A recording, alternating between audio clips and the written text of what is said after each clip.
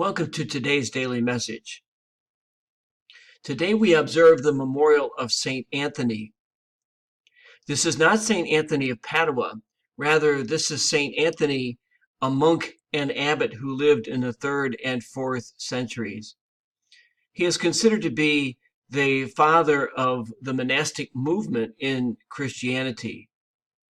And even though very few are called to monastic life, we still respect the life that they have chosen. And so we pray with St. Anthony today as we say, O Christ our God, you taught us the way of true perfection and happiness.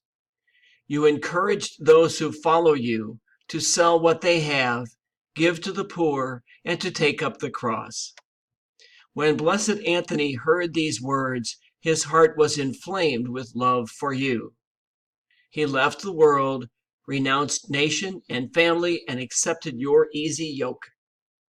He entered monastic life with his companions, mortification, abstinence, and self-denial.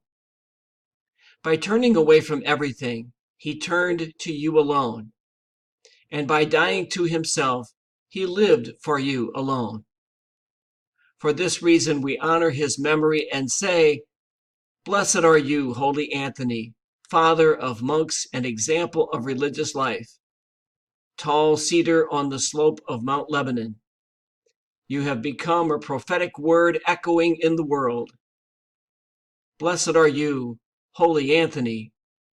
You became a lampstand for the light of the world. By that light, many have been guided in the way of religious life. Blessed are you, Holy Anthony, morning star in a world of darkness.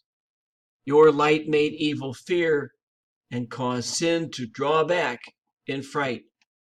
How glorious is your Lord, now and forever. Amen. Thank you. I hope you have a wonderful weekend.